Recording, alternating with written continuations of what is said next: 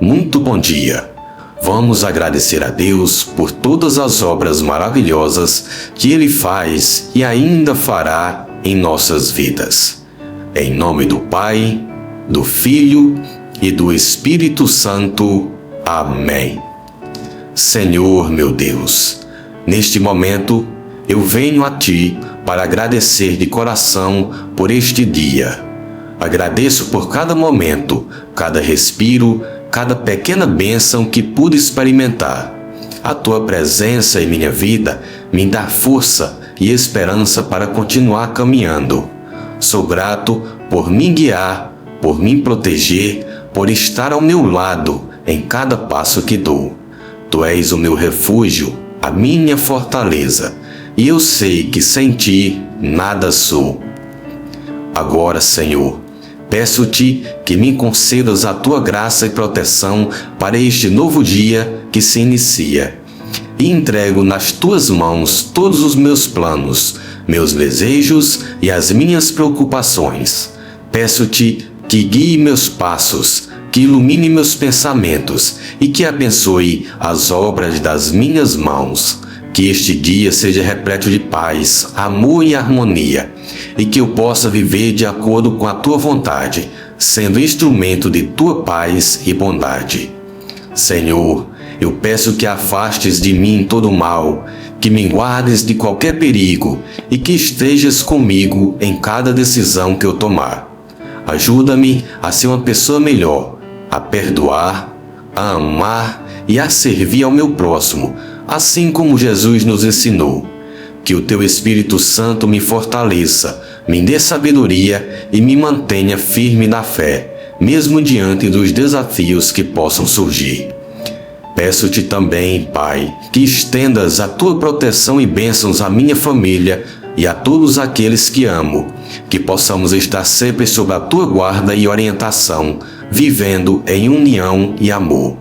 Obrigado, Senhor, por ouvir a minha oração, que este novo dia seja abençoado e que eu possa sentir a Tua presença em cada momento. Amém.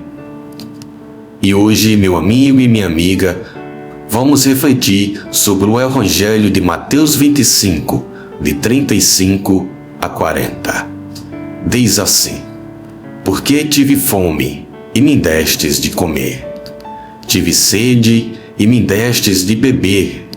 Era estrangeiro e me acolhestes. Estava nu e me vestistes. Adoeci e me visitastes. Estive na prisão e fostes ver-me. Então os justos lhe responderão: Senhor, quando te vimos com fome e te demos de comer? Ou com sede e te demos de beber? Quando te vimos estrangeiro e te acolhemos? Ou nu e te vestimos? E quando te vimos enfermo ou na prisão e fomos ver-te? E respondendo, o rei lhe dirá: Em verdade vos digo, que quando fizestes a um destes meus pequeninos irmãos, a mim o fizestes. Palavra do Senhor. Este Evangelho nos lembra que o amor verdadeiro se manifesta em ações concretas de caridade e compaixão. Jesus nos ensina que ao ajudar aqueles que estão em necessidade, os famintos, os sedentos, os estrangeiros, os enfermos, os presos, estamos, na verdade, servindo a Ele. O amor cristão não é apenas um sentimento, mas um compromisso com o bem-estar dos outros. Este chamado à caridade nos desafia a ver a face de Cristo em cada pessoa, especialmente nos mais vulneráveis, e a responder com generosidade e solidariedade. A mensagem de Jesus é clara: o amor ao próximo é a verdadeira medida do nosso amor a Deus. O Evangelho de Mateus nos convida a refletir sobre como podemos viver uma vida de serviço, sendo instrumentos do amor e da misericórdia de Deus no mundo.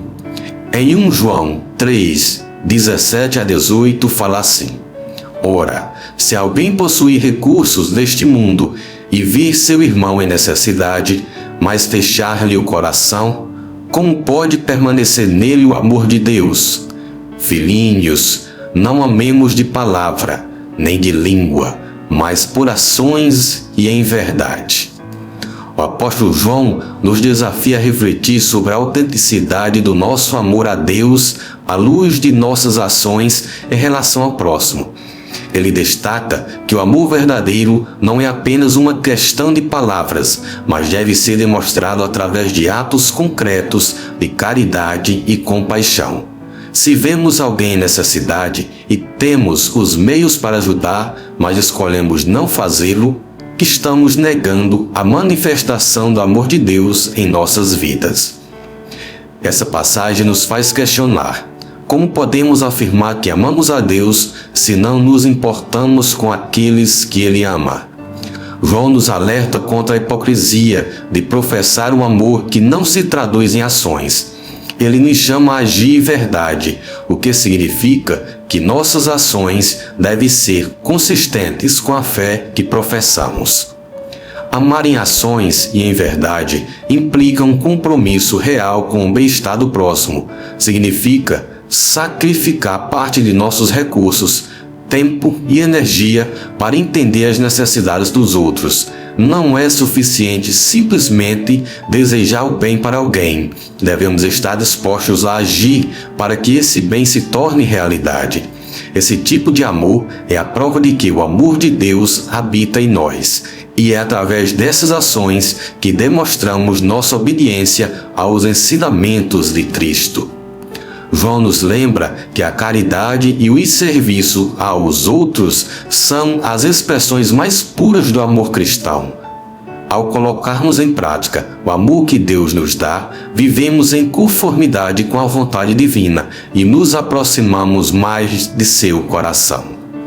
Também em Tiago 2, de 15 a 17, nos diz: se um irmão ou uma irmã estiverem nus e tiverem falta de mantimentos, e algum de vós lhes disser: ide em paz, esquecei-vos e fartai-vos, e não lhes derdes as coisas necessárias para o corpo, que proveito haverá nisso? Assim também é a fé. Se não tiver obras, é morta em si mesma. Tiago nos apresenta uma verdade poderosa. A fé que não se manifesta em obras é inútil. Ele nos confronta com a realidade de que as palavras vazias não alimentam nem aquecem aqueles que estão em necessidade. Dizer "vá em paz" sem oferecer ajuda concreta é uma negação do verdadeiro espírito do Evangelho. Esta passagem nos desafia a refletir sobre o papel das nossas ações na expressão da nossa fé. Tiago não está negando a importância da fé, mas sim enfatizando que a fé autêntica inevitavelmente resulta em ações que beneficiam os outros. Ele usa o exemplo de um irmão ou irmã que está em necessidade para ilustrar que a fé verdadeira se revela através de atos de caridade, quando nossa fé é viva. Ela nos impulsiona a agir em prol dos que sofrem. A ideia central aqui é que a fé e as obras são inseparáveis. A fé é a raiz e as obras são o fruto. Se a fé não produz frutos em nossas vidas, como a ajuda aos necessitados, a defesa dos oprimidos e o cuidado pelos mais vulneráveis, então essa fé é como diz Tiago, é morta. Essa passagem também nos desafia a examinar como respondemos às necessidades dos outros. Não basta desejar o bem para os outros, precisamos nos comprometer ativamente a realizar esse bem. Tiago nos chama a viver numa fé prática, que se preocupa com o bem-estar dos outros e que se expressa em ações tangíveis. Essa é a fé que agrada a Deus, uma fé que se traduz em amor e serviço ao próximo. Em Gálatas 6:2 fala: levai as cargas um dos outros, e assim cumprireis a lei de Cristo. Em sua carta aos Gálatas, o apóstolo Paulo nos dá uma missão clara do que significa viver em comunidade cristã, carregar as cargas um dos outros. Essa instrução simples, mas profunda, encapsula a essência da vida cristã e um cumprimento da lei de Cristo, que é o amor. Carregar as cargas uns dos outros significa estar presente para os outros em suas necessidades, sofrimentos e desafios. É um chamado para empatia, para sentir a dor do outro como se fosse nossa e fazer o que pudermos para aliviar essa dor. Não se trata apenas de ajudar materialmente, mas também de oferecer apoio emocional, espiritual e, acima de tudo, amor. Paulo nos ensina que a lei de Cristo é o amor, e cumprir essa lei envolve um compromisso prático com o bem-estar dos outros. Quando ajudamos a aliviar o fardo de alguém, estamos vivendo o amor de Cristo em ação. Esse amor não é egoísta nem indiferente. É o amor que se sacrifica, que busca o bem do outro e que está disposto a partilhar o peso das dificuldades alheias. Além disso, ao carregar as cargas uns dos outros, somos lembrados de que não somos ilhas isoladas, mas parte de um corpo, o corpo de Cristo. Somos chamados a ser um apoio mútuo e nos fortalecer uns aos outros na fé e a viver em comunhão. Este mandamento de Paulo é um apelo à unidade e à solidariedade dentro da comunidade cristã. Cumprir a lei de Cristo significa viver com o coração aberto, disposto a servir e a amar. É através dessa prática de carregar as cargas uns dos outros que experimentamos a verdadeira alegria da comunidade cristã e refletimos o amor de Deus para o mundo ao nosso redor. Em Lucas 6,38 diz: Dai, e ser-vos-á dado. Boa medida, recalcada, sacudida e transbordante vos darão, porque com a medida com que medirdes, vos medirão também. Este versículo de Lucas é uma poderosa declaração sobre a generosidade e a reciprocidade no reino de Deus. Jesus nos ensina que quando damos, não apenas recebemos de volta, mas recebemos em abundância. Boa medida, recalcada, sacudida e transbordante. Esta imagem vivida nos desafia a refletir sobre a generosidade em nossos próprios corações. A medida com a qual damos, seja em termos de recursos materiais, tempo, amor ou perdão, determina a medida com a qual recebemos de volta.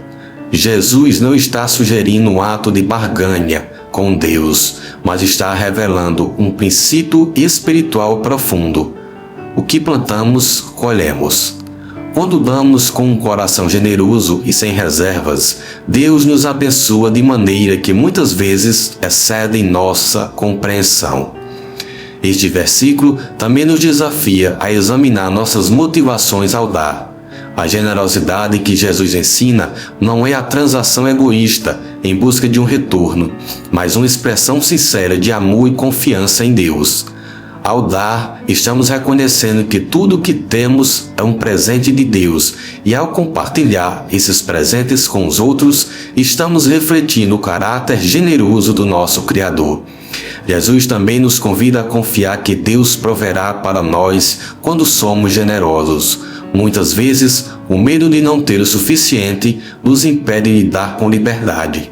Mas Jesus nos lembra que Deus é o dono de tudo e que Ele abençoa aqueles que confiam nele o suficiente para dar generosamente. A promessa de Jesus é que a generosidade não só beneficia os outros, mas também enriquece nossa própria vida espiritual. Ao darmos, nos abrimos para as bênçãos de Deus, que frequentemente vêm de maneira inesperada e transformadoras.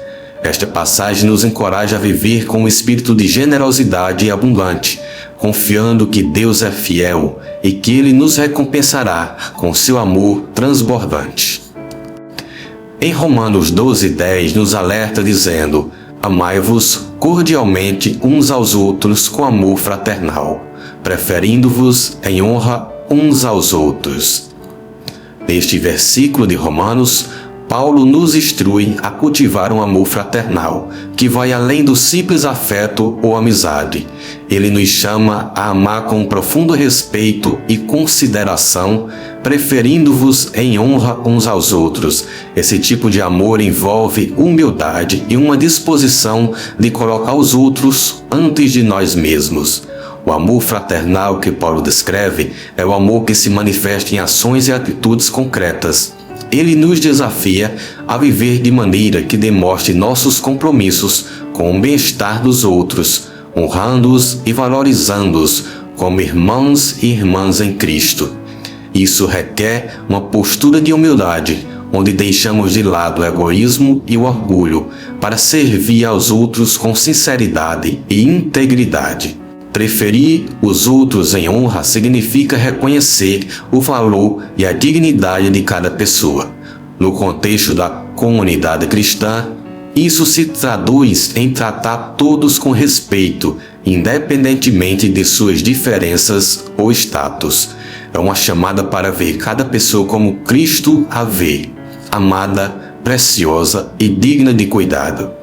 Este versículo também nos desafia a criar uma cultura de honra e respeito dentro de nossas comunidades. Em um mundo onde a competição e o individualismo são frequentemente exaltados, Paulo nos convida a adotar uma abordagem contracultural, onde buscamos o bem nos outros acima do nosso próprio interesse.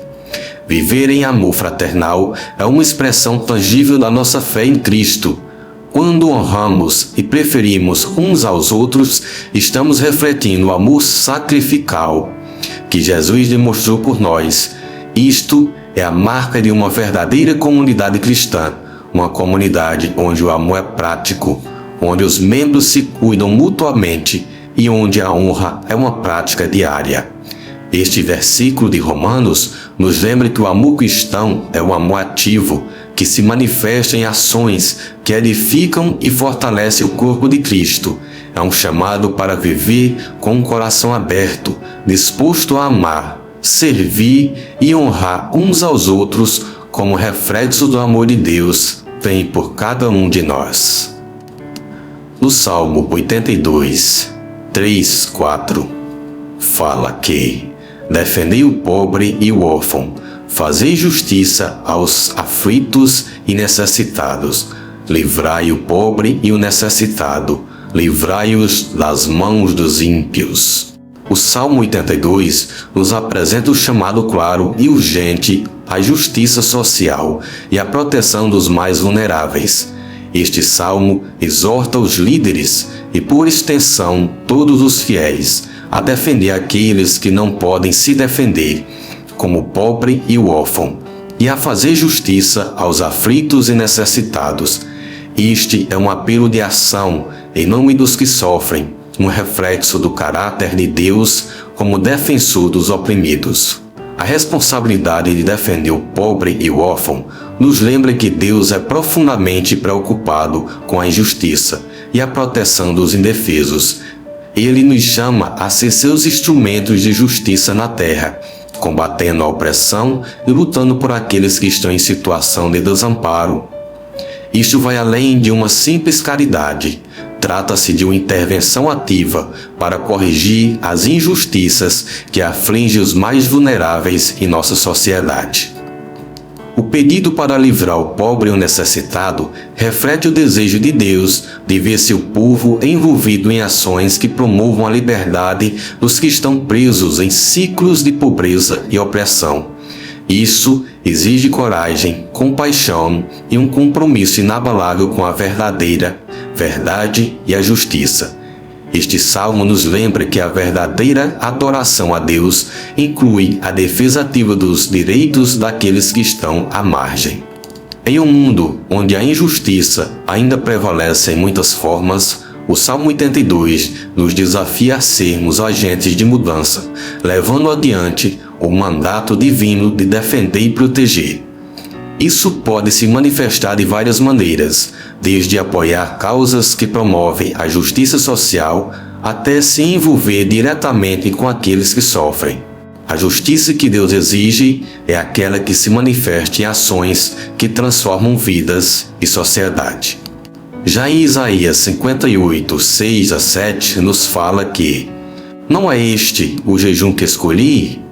Que soltes as ligaduras da impiedade, desfaças as ataduras da servidão, deixes livres os oprimidos e despedaças todo jugo? Porventura, não é também que repartas o teu pão com o faminto e recolhas em casa os pobres desterrados? Quando vires o nu, o cubras, e não te escondas daquele que é a tua carne?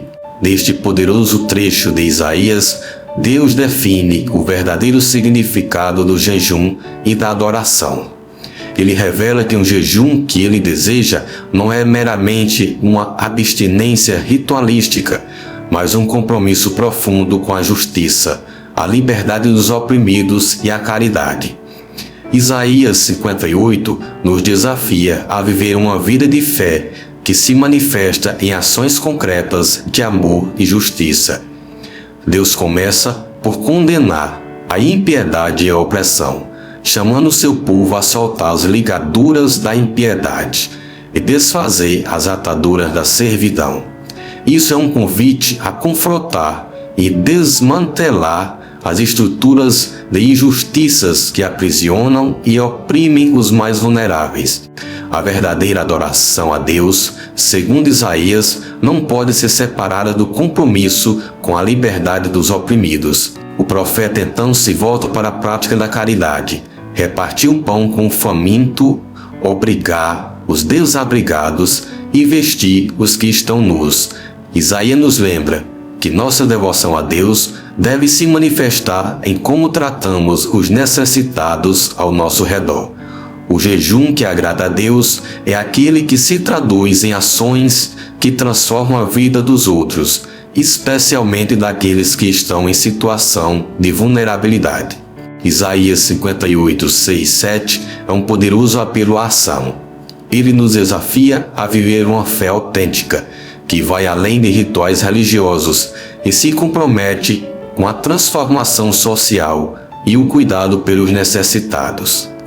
É um chamado a refletir o caráter de Deus em nossas ações diárias, lutando pela justiça, promovendo a liberdade e praticando a caridade. Esta é a verdadeira adoração que agrada a Deus e reflete seu amor no mundo. Em Salmo 41:1, nos fala que bem-aventurado é aquele que atende ao pobre. O Senhor o livrará no dia do mal. O Salmo 41:1 nos oferece uma poderosa promessa. Aqueles que cuidam dos pobres são abençoados por Deus e serão protegidos por Ele nos tempos de dificuldade. Este versículo nos ensina sobre a importância da caridade e do cuidado pelos necessitados, revelando que essas ações atraem a bênção e a proteção divina. Ser bem-aventurado, neste contexto, significa ser profundamente feliz e favorecido por Deus. O salmista nos diz que essa felicidade e favor vem como resultado de nossa disposição de ajudar os pobres. A palavra atende implica não apenas dar assistência material, mas também mostrar compaixão, compreender e se envolver ativamente na vida daqueles que estão em necessidade. O salmista também nos assegura que o Senhor nos livrará no dia do mal, se praticarmos a caridade.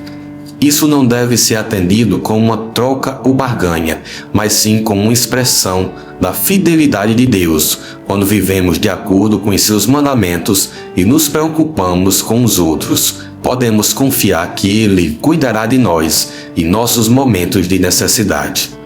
O Salmo 41:1 nos lembra que a verdadeira bem-aventurança vem de viver uma vida de compaixão e serviço. Quando atendemos aos pobres, não apenas obedecemos aos mandamentos de Deus, mas também nos colocamos sob sua proteção e bênção. Este é o caminho da verdadeira felicidade e realização espiritual. Agora, em Provérbios 19:17 diz: Ao Senhor empresta o que se compadece do pobre, e Ele lhe pagará o seu benefício. O livro de Provérbios nos oferece sabedoria prática para a vida, e nesse versículo somos apresentados a uma visão surpreendente. Ajudar os pobres é como emprestar a Deus. Essa metáfora poderosa nos desafia a ver a caridade de uma maneira completamente nova, reconhecendo que cada ato de compaixão para com os necessitados é, na verdade, um serviço prestado ao próprio Deus. A ideia de emprestar ao Senhor nos lembra que Deus valoriza profundamente a maneira como tratamos os pobres e os vulneráveis.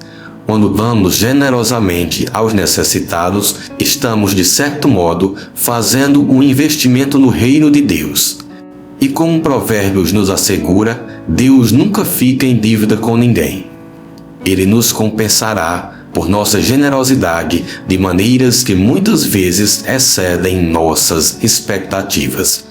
Este versículo também nos encoraja a confiar na fidelidade de Deus. Ao ajudar os pobres, podemos ter certeza de que Deus verá nosso ato de bondade e nos recompensará de acordo. Essa recompensa pode não ser necessariamente material, mas pode vir na forma de bênçãos espirituais, proteção, outras formas de graça divina. Além disso, Provérbios 19:17 nos chama a reconsiderar nossas prioridades e valores, em um mundo que muitas vezes valoriza a acumulação de riquezas e o sucesso material. Este versículo nos lembra que o verdadeiro valor está em como tratamos os outros, especialmente os mais vulneráveis. Nossa generosidade para com os pobres é uma expressão de nossa fé e confiança em Deus, e demonstra que entendemos o coração de Deus para com os necessitados. Este versículo é um convite para todos os cristãos a se envolverem ativamente em obras de caridade e serviço. Ao fazê-lo, estamos não apenas ajudando aqueles necessitados, mas também construindo um relacionamento mais profundo com Deus. Nossa disposição de compartilhar o que temos com os pobres é um reflexo de nosso amor por Deus e de nossa compreensão na sua generosidade para conosco. Provérbios 19:17 nos ensina que a verdadeira riqueza não está em quanto acumulamos, mas enquanto estamos dispostos a compartilhar. Quando damos aos pobres, estamos, na verdade, investindo no reino de Deus, e esse é um investimento que nunca falhará em produzir frutos. Em Salmo 112:9 diz: Ele distribuiu, deu aos pobres, e a sua justiça permanece para sempre, e o seu poder se exaltará em glória. Salmo 112 nos apresenta a imagem de uma pessoa justa, cujo caráter e ações refletem o coração de Deus. Este versículo, em particular, destaca a generosidade da pessoa justa, que distribuiu, deu aos pobres, e como essa generosidade é um testemunho de sua justiça, uma justiça que permanece para sempre. Essa descrição nos oferece uma visão inspiradora de como a caridade e a justiça estão intrinsecamente ligadas na vida do fiel. A justiça mencionada aqui não é apenas uma questão de conformidade com a lei, mas é um reflexo de uma vida vivida em harmonia com os princípios de amor e compaixão de Deus. A generosidade para com os pobres é uma expressão tangível dessa justiça. Aquele que é justo reconhece que seus recursos são dados por Deus e, portanto, está disposto a compartilhá-los com aqueles em necessidade. Essa generosidade não é apenas um ato isolado, mas uma prática contínua que define o caráter da pessoa justa. Além disso, o Salmo nos assegura que essa generosidade não diminui o poder ou riqueza da pessoa justa. Pelo contrário, seu poder se exaltará em glória. Isso nos lembra que no reino de Deus, a verdadeira grandeza é encontrada nos serviços uns aos outros. Aqueles que se dedicam a ajudar os pobres e a fazer o bem são exaltados por Deus, e sua glória é refletida em suas ações justas. Este versículo do Salmo 112 nos desafia a viver uma vida de generosidade e justiça. Ao fazermos isso, não só refletimos o caráter de Deus, mas também construímos um legado eterno de amor e compaixão. A justiça que permanece para sempre é aquela que se expressa através de atos concretos de caridade, e essa é a justiça que Deus exalta e honra. Essas passagens e reflexões aprofundam nosso entendimento sobre a importância do amor e da caridade na vida cristã. Cada versículo nos chama a viver uma fé prática que se manifesta em atos de compaixão, justiça e serviço ao próximo, refletindo o amor de Deus em tudo o que fazemos. Jesus, manso e humilde de coração, fazei o nosso coração semelhante ao vosso. Em nome de Deus, que é Pai, Filho e Espírito Santo. Amém.